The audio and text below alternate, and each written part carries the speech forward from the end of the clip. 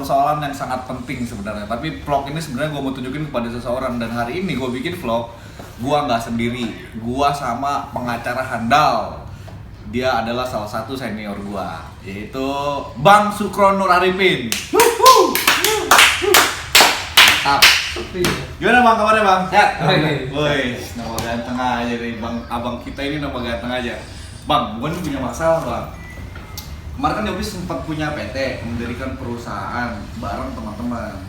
Jadi ada bertiga, ada Yopi, yang 2 orang ini sensor lah, nut lah gitu ya. Nama PT ini awalnya namanya Mitra Lesmana Indonesia. Itu hasil dari sebuah kesepakatan kita bertiga untuk membentuk suatu perusahaan.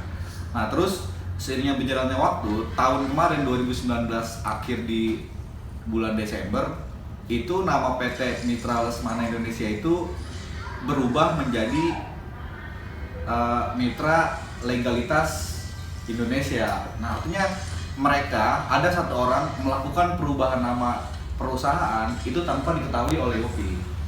Padahal jelas Yopi ada di jajaran direksi dalam perusahaan itu. Nah itu kalau secara hukum gimana bang? Karena gue nggak merasa tanda tangan untuk melakukan perubahan nama perusahaan dan akhirnya bisa berubah perusahaan ini salah dari temannya atau dari pihak notarisnya? Kira-kira gimana itu bang? Secara hukumnya? Jadi gini ya, berdasarkan Undang-Undang Nomor 40 tahun 2007 yang persoalan terbatas. Pertama, kita pastikan dulu apakah memang ada perubahan, apakah sudah kita lihat pembuktian itu.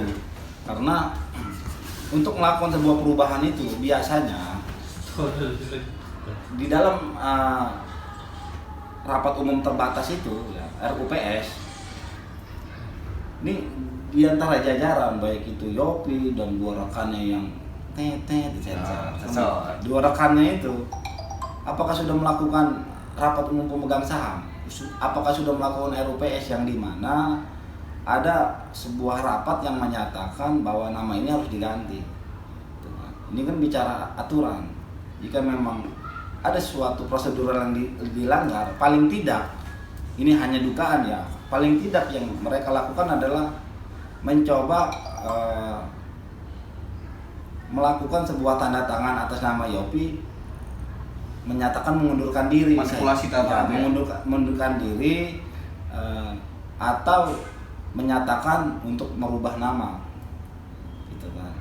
Atau juga mereka melakukan untuk mengganti nama PT yang dimana Yopi tidak masuk bagian jajarannya, bukan konteks mengganti, jadinya lebih mendaftarkan perusahaan baru lagi dengan nama yang berbeda.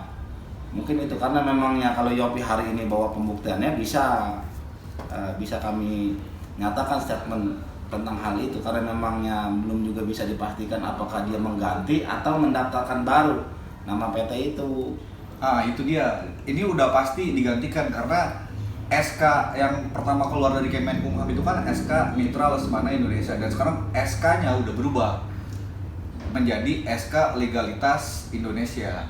Itu jadi SK pertama itu udah hilang aja. Sekarang nama PT udah berubah, jajaran direksi udah berubah, dan itu sudah sah di SK-kan dari Kemenkumham. Nah, tapi data-data lama yang MLI yang pertama gitu, yang Mitra Lesmana Indonesia itu ada Yopi pegang semua data-data itu. Pokoknya semua Yopi pegang karena memang kemarin itu masih sempat merenung. Masuk ada nggak ketika dari Mitra Lesmana Indonesia berubah dengan nama itu, ada nggak redaksinya?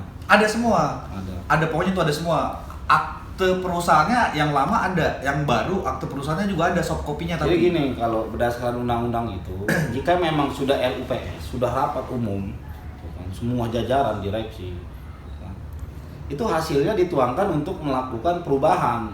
Nah, ketika dia sudah RUPS, dibawalah ke notaris.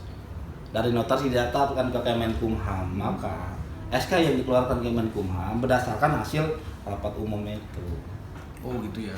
Jika disinyalir atau diduga ada sebuah konspirasi, ada rekayasa dan lain-lain, sehingga produk-produk yang dikeluarkan Kemenkumham itu seolah-olah sebagaimana hasil RUPS. Iya.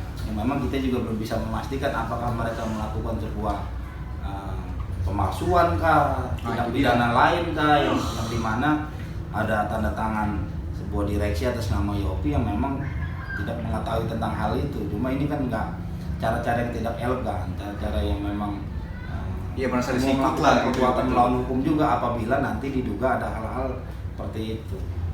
Iya gitu bang, makanya bang, kenapa kemudian hari ini Yopi menemui abang gitu kan, karena abangnya sebagai senior Yopi di pengacara gitu.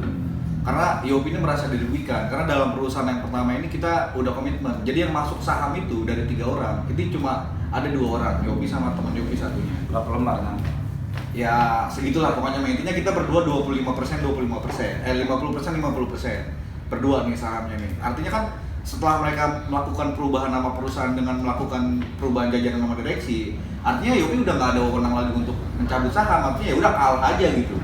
Dalam pertarungan ini ya kalah gitu. Jadi Yopi merasa tergeserkan, terus kemudian tidak mendapatkan keuntungan saham lagi dari perusahaan, ya udah out aja gitu. Nah makanya sekarang Yopi minta didampingin sama abang, kalau misalnya memang toh persoalan ini bisa diseret secara hukum, ya abang mohon dampingin Yopi gitu. Ya paling tidak nanti ini kan menjadi sebuah perbuatan melawan hukum yang dimana nanti ada sebuah kesalahan-kesalahan, kita duga ada perbuatan itu, dan maka ya apa yang tadi Yopi minta ya abang siap bantu. Siap, dokumen ada bang? Siap. Berarti bisa ya? Dampingin ya? Siap. Mantap.